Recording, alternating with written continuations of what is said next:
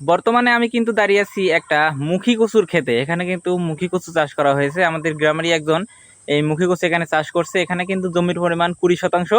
তো এর আগে কিন্তু এখানে ছিল মেহগনি গাছ লাগানো ছিল। এর পাশে কিন্তু এই যে লাগানো আছে অন্যদের।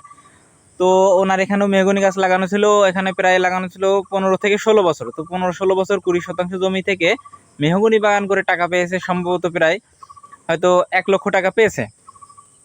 তো আর এইবার যে মুখী কচু চাষ করছে এই এক এক বছরের ফসলেই এক চাষেই উনি, আমার মনে হয় যে পরিমাণ মুখী কচুর গাছ দেখা যাচ্ছে যে সুন্দর যে ফলনটা হবে, মানে এক এক চাষেই মেহগনি বাগান করে যে যে টাকা পেয়েছে তার 1/3 টাকা উঠে যাবে।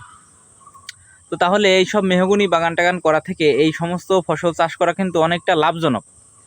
তো দেখতেই পারছেন যে গাছের চেহারা কত সুন্দর। বর্তমানে কিন্তু বাজারে 1 কেজি মুখী কচুর দাম 70 থেকে 80 টাকা কেজি। তাহলে কি পরিমাণ টাকা এখান থেকে পাবে আপনারা একটু আন্দাজ করতেই পারছেন।